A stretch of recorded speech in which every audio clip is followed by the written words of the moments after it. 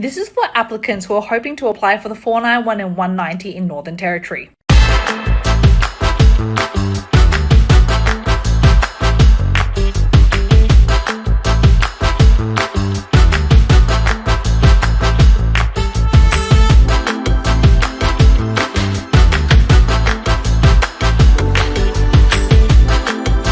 Northern Territory will be closed to new applications for now. If you've already submitted your application, it will continue to be processed. However, there is some good news. Applications will be accepted by exception for onshore applicants if they meet certain criteria. That is, if they have a visa expiring before the 1st of July 2025, or they become ineligible for general skill migration by 1st of July 2025. So for example, they turn over 45 years of age. That information is also confirmed here. Here are 3 myths that you need to know about migrating to Australia.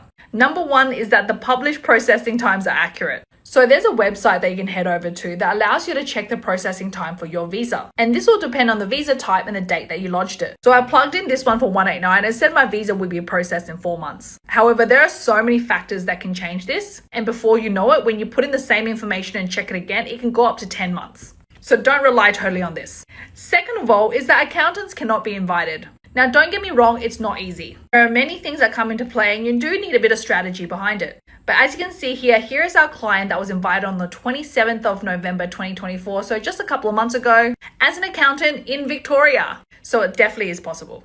And last one is that cutoff points will be the cutoff points for that occupation period. So if you head over to this page, you'll see the cutoff points for the occupations invited in the last round for 189. However, that was just the last round. If you look back at previous rounds, this cutoff points is always inconsistent.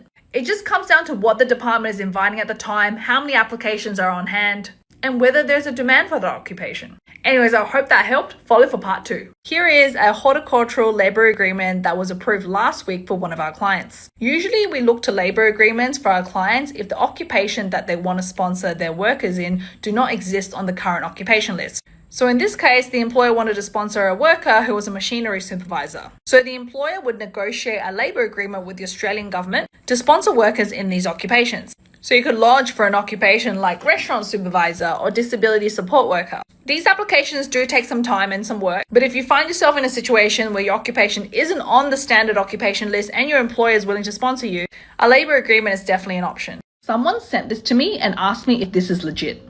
It's a post on LinkedIn from the Department of Home Affairs, and it's legit alright, but it is fishy, and let me explain why. You need to share this and inform your family and friends. So the Department of Home Affairs are saying if you're in Shepparton and your visa has recently expired or about to expire, the team are visiting at the end of the month, and they're inviting you to come and have a chat to them and explore their visa pathways. Now, usually these officers are not going to give you migration advice, but if you go and see them and you are currently unlawful, Section 189 of the Migration Act allows an officer who reasonably suspects someone to be an unlawful citizen to detain that person in immigration detention until they can be deported. So someone could see this ad, not think too much of it because the Department of Home Affairs is inviting you to have a chat, but they may be unlawful and that's when they get you. The Act gives the officer the power to detain them. So if you are unlawful and your visa is about to expire, get the right migration advice from a lawyer or an agent.